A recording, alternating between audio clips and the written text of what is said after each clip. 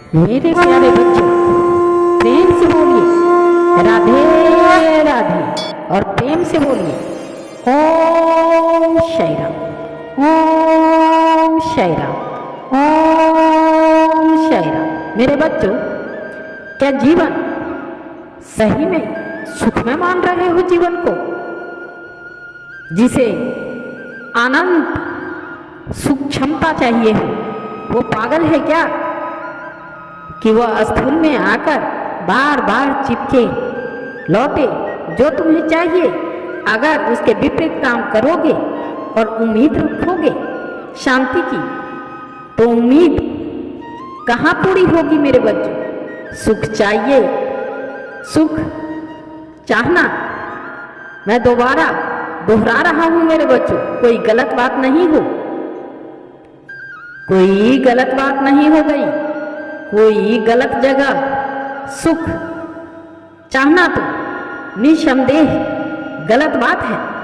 मिलेगा नहीं, और मिलेगा तो वैसा ही मिलेगा जैसा इन श्लोकों में वर्णित है। सुख आएगा और उसके पीछे पीछे बोरी भर के दुख भी आएगा मेरे बच्चों। जो सुख दुख आएंगे, जैसे कि पिंगला गीता बार समझाती है, वो भाग्य भरोसे आएंगे और तुम ऐसे ही झूला झूलते रहोगे। भाग्य की लहरों पर तुम्हारी उठा पटक चलती रहेगी मेरे बच्चों। कभी सुख मिल गया अनायास और कभी दुख अनायास मिल गया, कोई लाभ नहीं। सुख और दुख में सब चयन करना तो तरीका समझ लीजिए मेरे बच्चों। देख लीजिए कि आपको कहाँ पर सूक्ष्म सुख मिल रहा है और कहाँ स्थूल सुख हमारे पास कई बार निर्णय की घड़ियां आती है, दोराहे चौराहे आते हैं। हमें चुनना होता है कि ये सुख ले, लेकिन ये सुख ले, दोनों ही दिशाएं बुला रही होती है। एक कहती है आओ सुख है यहाँ, दूसरी कहती है कि आओ सुख यहाँ है। तो वह घर चुनाव करने की ये विधि है कि देख लो कि सुख किधर है। जिधर सूक्ष्म सुख है उधर ही आपका रास्ता है मेरे बच्चों। निसर्ग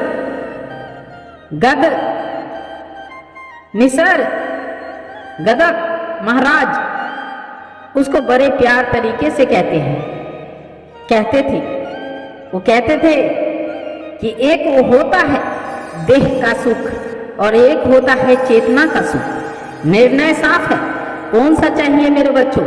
आध्यात्मिक आदमी सुख विरोधी नहीं होता, वह मूर्खता विरोधी होता है।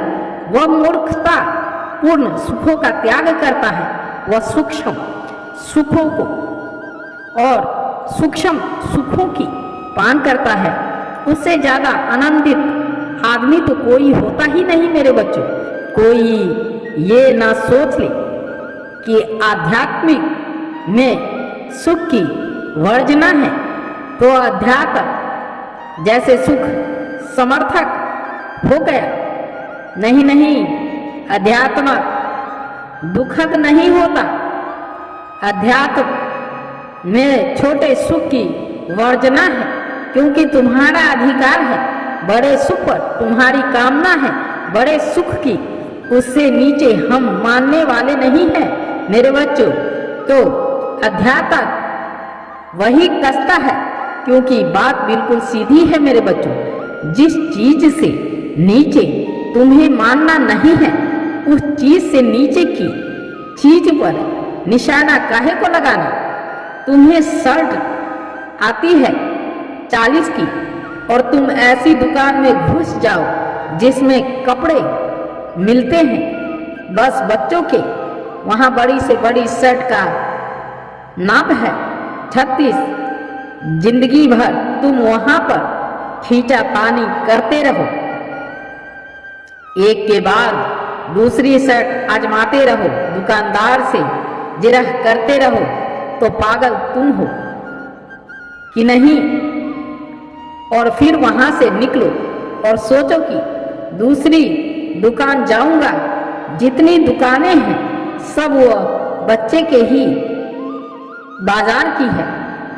उनमें किसी में तुम्हारे नाप की शर्ट मिलनी ही नहीं है मेरे बच्चों, क्योंकि वो बच्चों की दुकान है। वहां पर बच्चों की कपड़ा मिलता है। आध्यात्मिक कहता है कि तुम वहां जाओ ना, जहां तुम्हारे नाप की चीज मिलेगी, जिसमें तुम्हें कुछ तृप्ति भी होगी। देह को साधन बनाकर कि जो सुख मिलते हैं मेरे बच्चों, वह सुख बहुत निकृष्ट निम्न कोटि की गुणवत्ता के होंगे मेरे बच्चों। वो सुख है जो सही पर उनसे पेट नहीं भरेगा, चरमराए से रहोगे सूखे सूखे से। मैं इनकार नहीं कर रहा हूं कि देह सुख दे ही नहीं सकती है, देह सुख दे सकती है, पर वो वैसा ही है जैसे 4 दिन के भूखे आदमी को प्याज रख के दे दो, उसका कितना पेट भरेगा। 4 दिन से उसने कुछ खाया ही नहीं और तुमने उसको दे दी 1.5 रोटी, आधी प्याज और चौथाई मिर्ची, खा ले। वो खा तो लेगा, छटपटाता ही रहेगा। वैसे ही हमारा हाल है मेरे बच्चों। अनंत समय से हम छटपटा रहे हैं और देह का सुख ऐसे ही है। सुख रोटी और प्याज जितना समझ में आ रही है बात मेरे बच्चों, इसी आस को त्यागना है मेरे बच्चों। यही गांठ है, यही वो डोर है जिससे गुब्बारे की उड़ान को रोका और रोक रखा है। ये आशा कि यही पर काम बन जाएगा, नीचे काम बन जाएगा। भाई तुम गैस के गुब्बारे हो, तुम्हारा काम कैसे नीचे बन जाएगा। तुम्हें प्रवास चाहिए, तुम्हें आकाश चाहिए, नीचे चलने ही नहीं है। काम बहुत दिनों तक तुम अपनी गांठ खोलोगे नहीं तो तुम अपनी गांठ खोलोगे नहीं तो जानते हो ना, गैस का गुब्बारा बहुत समय तक बंधा रहता है तो क्या होता है, उसे मौत आ जाती है। बंधे ही बंधे उसकी उम्र बीत जाती है। जब गैस निकल जाती है, गैस थोड़े ही बंधन मानेगी। वो उड़ गई, वो आसमान से मिल गई, गुब्बारा पिचक के नीचे आ गया। गैस तो नहीं बंधन मान रही, चली गई। या तो गुब्बारा अपने स्वभाव को पहचान के खुद भी उड़ जाए, नहीं तो उसके प्राण उड़ जाएंगे। तुम मूर्खताएं करते रहो, हंसा नहीं मानेगा तुम्हारी मूर्खताएं। वो तुम्हें कुछ निश्चित समय, एक सीमाबद्ध अवधि देता है मेरे बच्चों कि इतने समय में भैया परीक्षा तुमने उत्तीर्ण कर ली तो ठीक है, नहीं तो हम तो उड़ जाएंगे। गुब्बारा लटका रहा हफ्ते भर बाद देखा तो बिल्कुल पिच की हालत में नजर आया। वो भी कहाँ, जमीन पर। यही अधिकांश लोगों के साथ भी होता है मेरे बच्चों। बुढ़ापा आ जाता है, मौत आ जाती है, मुक्ति नहीं आती। चैन तो हम अपनी नजर में सदा सुख का ही करते हैं ना मेरे बच्चों। अच्छी बात है यदि आप सुख को लक्ष्य बना रहे हैं, पर सुखों में जो उच्चतम सुख हो उसको चुनो। देखो कि ऊंची चेतना कौन से सुख मानती है और नीची चेतना कौन से सुख मानती है। नीचे वाले को जरा दूर रखें। उदाहरण के लिए आप जानते ही हो मेरे बच्चों, जमीन के कोने से वशिंदे होते हैं, जो सदा जमीन से बंधे रहे, जो सदा जमीन से पास बंध रहे, उसको पशु कहते हैं। विधि समझिएगा मेरे बच्चों, और गौर से समझिए, ध्यान पूर्वक सुनिए मेरे बच्चों। जब कभी आपके भीतर सुख की चाहत उठ रही हो, अपने आप से सवाल पूछ लीजिएगा, क्या ऐसा ही सुख पशु भी मांगते हैं? अगर जवाब हाँ में आए तो बाज आइए, आप जिस भी सुख के पीछे भाग रहे हैं, थोड़ा सा ठहरिए, अपने आप से पूछ लीजिए, क्या यह सुख पशु भी मांगते हैं, या तो सीधे सीधे या अपेक्षा तरीके से। और अगर वह सुख पशु भी मांगते हैं तो समझ लीजिए कि वह बिल्कुल जमीन का सुख है। वह बिल्कुल समझ लीजिए कि पासबद्ध लोगों का पास विकृतता का सुख है, वो आकांक्ष का सुख नहीं है। वह सुख हो सकता है आपको आकर्षित कर रहा होगा मेरे बच्चों, काम नहीं आएगा आपके। बात समझ में आ रही है मेरे बच्चों? यह सुख किसी को डरा धमका करके अपना वचर्व स्थापित कर लूं, इसमें सुख लगता है मेरे बच्चों। पर ये सुख क्या जानवर भी मांगते हैं या मांगते हैं? बिल्कुल करते हैं। सड़क पर कुत्तों को ही देख लीजिए, उनमें सदा एक ही नेता बनकर घूम रहा होता है।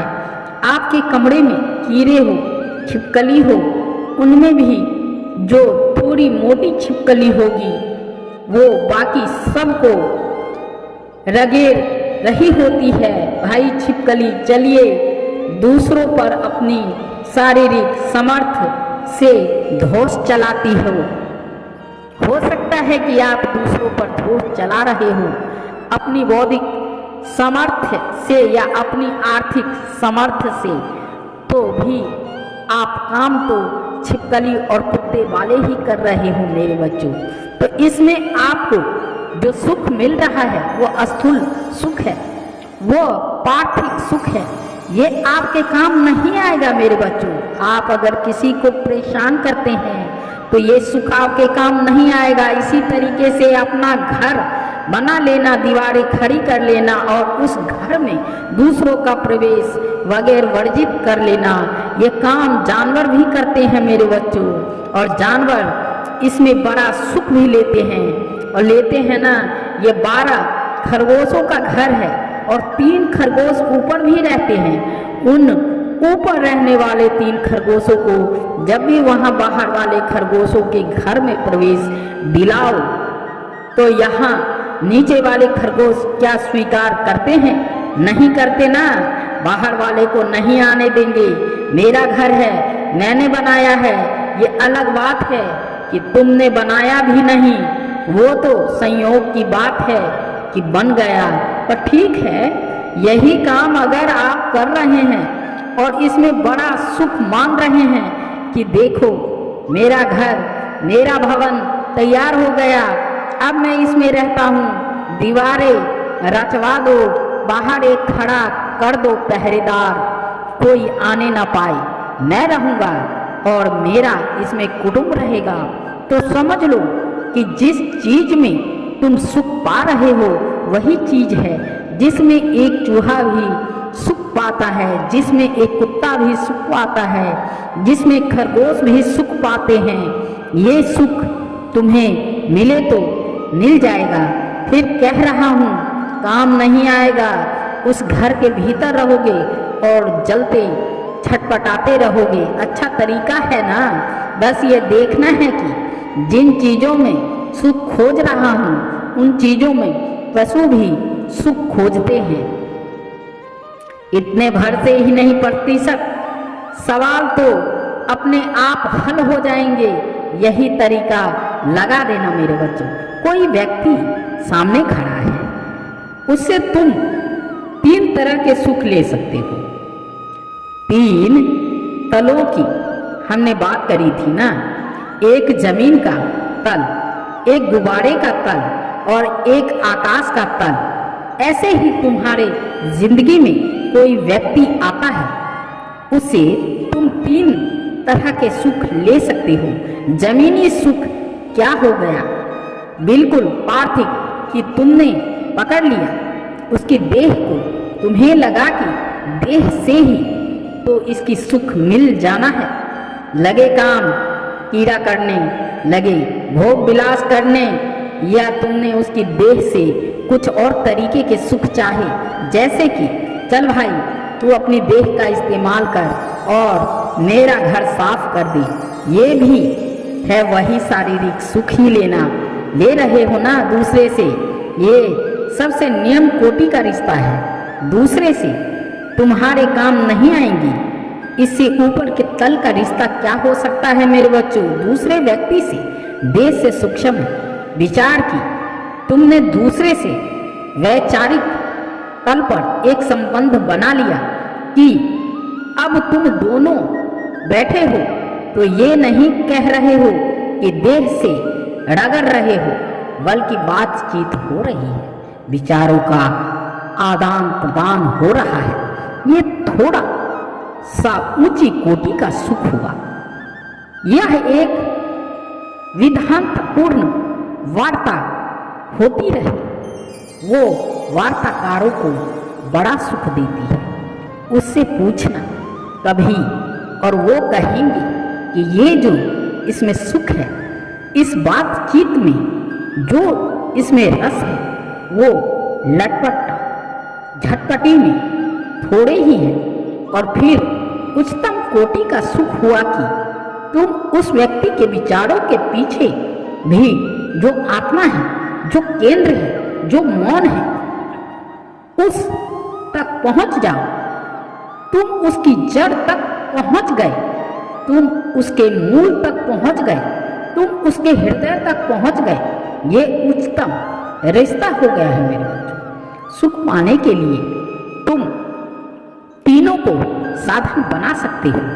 अब तुम्हें चुनना है कि तुम बनोगे किसको साधन। तुम चाहो तो दूसरे से सुख पाने के लिए उसकी देह को साधन बना लो, जैसे जानवर करते हैं। तुम चाहो तो दूसरे से सुख पाने के लिए उसकी विचारधारा को, उसकी बातचीत को, उसके व्यवहार को साधन बना लो, जैसे साधारण मनुष्य करते हैं। या तुम चाहे तो दूसरों से सुख पाने के लिए उसके संत को, उसके मौन को, उसकी आत्मा को साधन बना लो।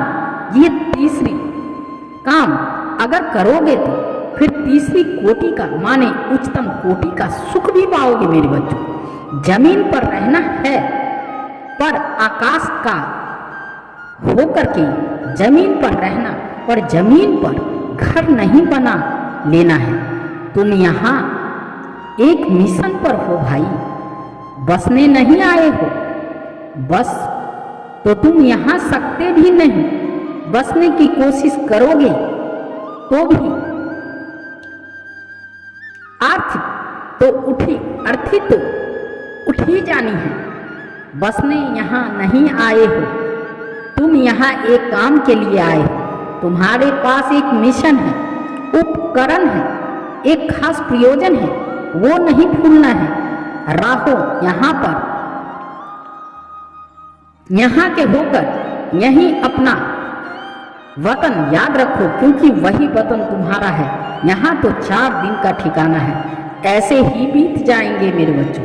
इसका मतलब ये नहीं है कि यहाँ रहो तो यहाँ रिश्ते नाते नहीं रखने हैं, या यहाँ से बेरुखी और बेगानापन रखना है। बात उल्टी है। तुम्हारे पास तो यहाँ एक बहुत बड़ा काम है पूरा करने के लिए। मिशन कहाँ ना हमने वो कैसे पूरा हो? अगर तुमने जमीन के प्रति बेरुखी और बेगानापन रखा, तुम्हें तो पता है कि यहाँ सीमित समय मिला है और उस सीमित समय में ही अपना काम पूरा कर जाना है। तो यहाँ जमकर मेहनत करो, जमकर। तुम यहाँ आराम करने नहीं आए हो, काम करने आए हो। ये है जन्म का मकसद। यहाँ डेरा नहीं डालना है, यहाँ फेरा मार के नहीं बैठ जाना है। यहाँ फटाफट काम निपटाना है, सोना नहीं है। कबीर साहब बोलते हैं, क्या सो रहा है?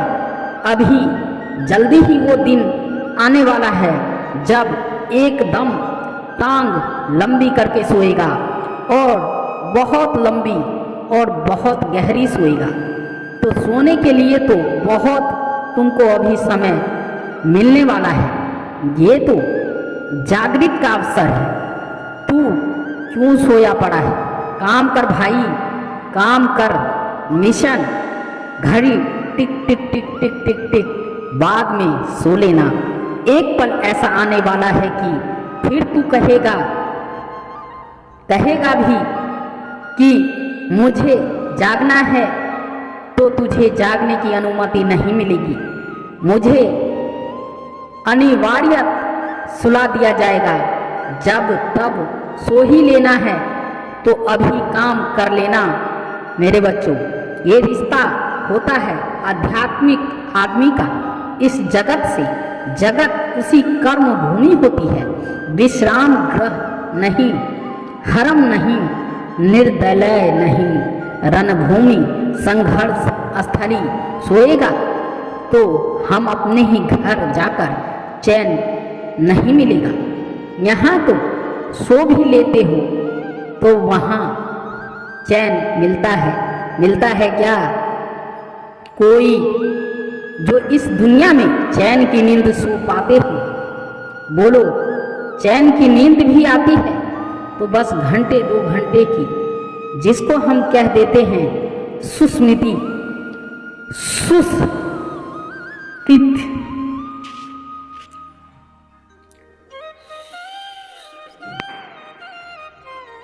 जिसको हम कह देते हैं सुशीकृत, वो भी सबको नहीं नसीब होती, और रोज नहीं नसीब होती है मेरे बच्चों।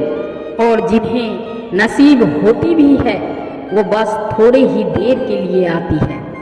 नहीं तो सोते समय भी संसार उपद्रव मचाता ही रहता है मेरे बच्चों। कभी ये सपना, कभी वो सपना, कभी ये खलबली, कभी वो खलबली। यहाँ सोने से फायदा क्या, जब यहाँ सोते समय भी चैन नहीं मिल रहा। वहाँ सोएंगे ना जहाँ पूरा चैन मिलेगा, तो यहाँ काम कर लेना है। यहाँ तो कम सोना है, जितनी न्यूनतम आवश्यकता है विश्राम की, बस उतनी पूरी करो। यहाँ तो रगड़ दो अपने आप को, यह देह इसीलिए है, इसको रगड़ दो। बचा के क्या करोगे? जलनी है, बहुत खूब बचा ली, बहुत सारी बचा ली, सुंदर सुंदर बचा ली, चिकनी चिकनी बचा ली। जीवन भर उस पर चिकनाई रगड़ते रहे और बचा के फिर क्या उसका फूंक दियो जैसे होली में। बचा के क्या करोगे?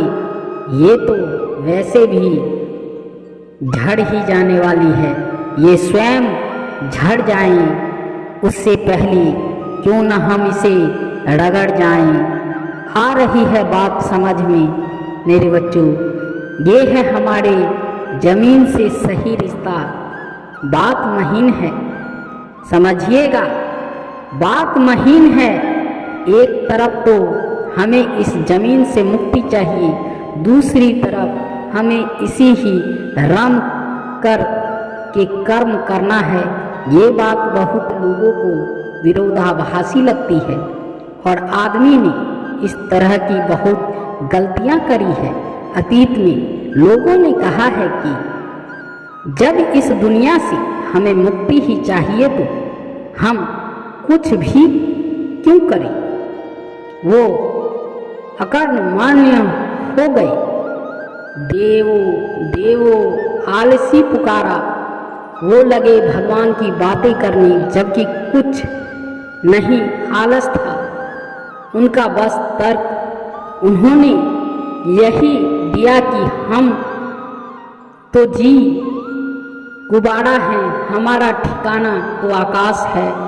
तो हम दुनिया में कुछ करे ही काहे को। पागल, तेरा ठिकाना आकाश होगा, तू आकाश तक पहुँचेगा ही नहीं। अगर दुनिया में कुछ नहीं करेगा दोबारा पहुँच जाएगा आकाश तक। अगर अपनी डोर नहीं काटेगा, डोर काटना ही तो सार्थ है, डोर काटना ही संयत है, कर्म और धर्म है। डोर काटना ही जीवन का प्रयोजन है और बड़ी मेहनत लगती है। डोर काटने वाली ही साधना है। ये सब नहीं साधना होती कि बैठ कर के मंत्र जप रहे हैं और ये सब कर रहे हैं।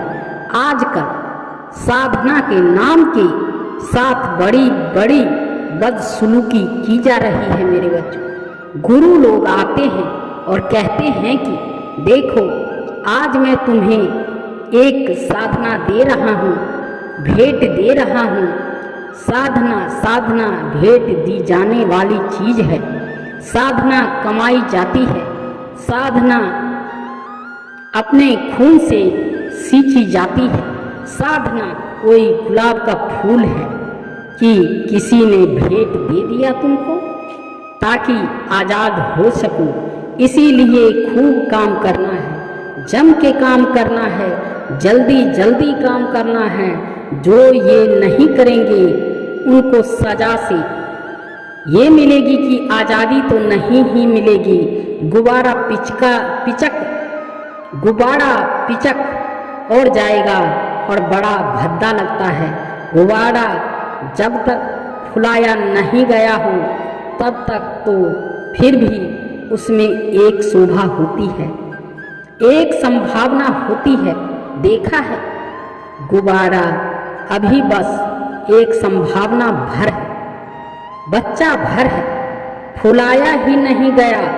तुम उसे हाथ में लेते हो, कहते हो बढ़िया गुब्बारा रबड़ है, अभी फिर तुम उसे फुला दो, वो फिर फूल गया। अब फूलने के बाद या तो उसको आकाश मिलेगा या तो दुर्गति मिलेगी। तुम देख लो, क्योंकि अब तुम फूले हुए गुब्बारे हो। अब तुमको ये सुविधा नहीं मिलेगी कि तुम्हारी हवा निकाल दी जाए और फिर तुम पुनः अपनी पुरानी और मासूम स्थिति को प्राप्त कर लो। वो नहीं मिलेगा। गुब्बारा अब फुला दिया गया है, फिर उसकी दशा देखी है। हफ्ते, 2 हफ्ते, 4 हफ्ते बाद कैसी हो जाती है देखा होगा। कई बार घरों में होता है, जन्मोत्सव में वगैरह में गुब्बारा लगा देते हैं और वो टांगा हुआ है। जानते हो किस काम आता है? अगर किसी को याद हो तो ऐसे फूले हुए और आधे पिचके हुए गुब्बारे पर मक्खियाँ बैठती है। बड़े शौक से मक्खियाँ उस पर अंडा मारती है और वो फिर सूखने लगता है, चुसा हुआ सा प्रतीत होने लगता है, झुर्रियाँ पड़ती है, लटकने लगते हैं। देखे हैं ऐसे गुब्बारे, ये उसको सजा मिल रही है। तूने क्यों भरोसे का प्रयत्न करके आज़ादी नहीं पाई? तू आकाश में होता, अभी ये जो तू अटका रह गया। इसीलिए अब दुर्दशा देख। जब पूरा फूला हुआ था तो बढ़िया था, एकदम लगता था गोला गोला तना हुआ, और देखो 7 दिन बाद जो तना हुआ था वह चुसा हुआ हो गया है। अधिकांश मानवता इसी गति को प्राप्त होती है, एक चुसा हुआ जीवन। ये जो तुमको ताकत दी जाती है जवानी में, मेरे बच्चों गौर से सुनिएगा, ये जो तुमको ताकत दी जाती है जवानी में, ये इसीलिए है कि इसका इस्तेमाल कर लो और उड़ जाओ। इस्तेमाल नहीं करोगे तो सजा ये मिलेगी कि 80 साल जियोगे। भ्रम, 80 साल जीने से ज़्यादा भयानक कोई सजा हो सकती है क्या? 80 चुसे हुए साल और हर बीतते साल के साथ तुम्हारी शक्ल और चुस्ती जा रही है। संसार तुमको चुस रहा है, तुम रसहीन होते जा रहे हो मेरे बच्चों। तो याद रखना, सुख ऊपर है, काम नीचे है। नीचे काम करना है, ऊपर आराम करना है। नीचे का तल्ला काम का, ऊपर का आराम का। नीचे आराम नहीं करने का, नीचे आराम नहीं करने का। नीचे सुख नहीं खोजने का मेरे बच्चों। हम यहाँ सुख पाने नहीं आए हैं, हम यहाँ काम करने आए हैं मेरे बच्चों। हम यहाँ अपने बंधन काटने आए हैं मेरे बच्चों। हम यहाँ आधना कर्जा उतारने आए हैं। हम यहाँ मौज मारने नहीं आए हैं मेरे बच्चों। यहाँ हम हैप्पी होने नहीं आए हैं मेरे बच्चों। जो लोग यहाँ सुख की और हैप्पीनेस की तलाश कर रहे हैं, उससे ज़्यादा अभाव कोई नहीं है। वो ये समझ ही नहीं रहा कि यहाँ आने का तुम्हारा प्रयोजन ही नहीं है। सुख तुम गलत चीज़ मांग रहे हो, गलत जगह पर। जैसे कि किसी पागले को अस्पताल भेजा गया हो कि जा और अस्पताल में डॉक्टर से मिल के आ। वो तो पागल ठहरा, वो अस्पताल जाता है और अस्पताल के कैंटीन में बैठकर भरपेट खाता है और वापस आ जाता है। वह भूल ही गया है कि वो अस्पताल में खाने नहीं आया था। वैसे ही हम हैं, हम भूल ही जाते हैं कि हम यहाँ किस लिए आए हैं। हम यहाँ पर भोगने नहीं आए हैं, हम यहाँ पर सुख के लिए नहीं आए हैं। हम यहाँ अपनी चिकित्सा के लिए नहीं आए हैं। हमें साधना करनी है, काम करना है भाई। बहुत गलत तरीके से जी रहे हैं हम, बहुत उम्मीद पाल रखी है। कल्पना कर लीजिए उस पागल आदमी की, वो गया है अस्पताल और वहाँ वो क्या कर रहा है, बैठ गया है कैंटीन में और दान खाए जा रहा है, खाता जा रहा है और सोता है, खाता है और सोता है, खाता है और सोता है। वही घर ही बना रहा कैंटीन में, कर रहा है कि यहीं रहूँगा, बढ़िया है, खाऊंगा सोऊंगा, खाऊंगा सोऊंगा। जितना वो खा रहा है, जितना वो खाकर सोता जा रहा है, उतना उसका पागलपन और दृढ़ता भयानक होता जा रहा है मेरे बच्चों। याद रखा करो कि तुम कौन हो, फिर भूलोगे नहीं कि तुम यहाँ क्यों हो। और फिर एक लाभ ये भी मिलेगा बड़ा कि जीवन से यह शिकायत विदा हो जाएगी कि यार मज़ा नहीं आ रहा। बहुत लोगों को ये कहते सुना है ना, ये शिकायत करते हुए, यार मज़ा नहीं आ रहा। ये चमाट उनसे पूछो कि तुमसे ये कहा किसने कि जिंदगी मजे लेने के लिए है? तुमने ये उम्मीद पाल कैसे ली कि मज़ा आना चाहिए? देखिए सबका यही है कि सुख नहीं है और हैप्पीनेस चाहिए। जो आदमी जीवन में सही काम में, सही मिशन में लगा होता है, ये उसको पुरस्कार में मिलता है कि वह मज़े की उम्मीद से आज़ाद हो जाता है। वो फिर ये शिकायत करता हुआ ही नहीं पाएगा कि अरे मुझे सुख नहीं मिला। वो कहेगा कि सुख चाहिए किसको था, हम तो काम कर रहे हैं, मज़े थोड़े ही मारने आए हैं, काम करने आए हैं, मज़े चाहिए किसको थे? दूसरी और जो काम नहीं कर रहा सही से, उसको तुम पहचानना ही लोगों इस बात से कि वो बार बार शिकायत करता पाया जाएगा, यार कुछ मज़ा नहीं आ रहा। जैसे ही कोई मिले जो कहे बार बार कि कुछ मज़ा नहीं आ रहा, उसकी गर्दन पकड़ना, ये कामचोर आदमी है, ये अधार्मिक आदमी है, ये वो आदमी है जो जीवन गलत तरीके से जी रहा है। ये वो आदमी है जो स्वयं भी विकृत और दूसरों ने भी विकृतता और संक्रमण फैला रहा है। ये मज़ेखोर हैं। हराम शब्द का मतलब समझते हो मेरे बच्चों? वो जिसका भोग निषिद्ध है, वो जो नहीं किया जाना चाहिए, तो मज़ेखोरी ही हरामखोरी है। जो मज़ाखोर है वो हरामखोर है मेरे बच्चों। हर आदमी जो सुख की तलाश में घूम रहा है, जो पूछ रहा है कि मैं और हैप्पी कैसे हो सकता हूँ, वही आदमी तो हरामखोर है मेरे बच्चों। प्रहार मूवी थी, तो उसमें जो नए नए प्रशिक्षार्थी आते हैं, कंटेंशन आते हैं, उसमें नाना पाटेकर ने जो पात्र किया है वो उनका प्रशिक्षक ट्रेनर होता है। तो उसका मुझे एक दृश्य याद है मेरे बच्चों। सबके सबको सुबह सुबह बिस्तर में घसीट कर खड़ा कर दिया जाता है। अभी वो भी नहीं फटी होती है, अंधेरे में उन सबको खड़ा कर दिया गया है। और वो जो ट्रेनर का चरित्र है नाना पाटेकर द्वारा अभिनीत, वो कहता है जो कर्स हम यहाँ पिकनिक के लिए नहीं आए हैं, तो मैं चाहता हूँ कि पूरी दुनिया कम से कम हमारी संख्याओं के जोकर्स ये बात याद रखें। लगातार क्या जोकर्स हम यहाँ पिकनिक के लिए नहीं आए हैं मेरे बच्चों, काम करने आए हैं भाई, काम करने के लिए आए हैं। यहाँ जो कर्म करना है आपको, उसको पूरा करना है। क्योंकि जब हम यहाँ से जाएंगे तो और कहेंगे ईश्वर से कि हमारा काम कुछ बाकी रह गया है, तो हमें वो यहाँ वापस नहीं आने देंगे। इसीलिए जो कर्म करना है उसे जल्दी कीजिए और फटाफट कीजिए।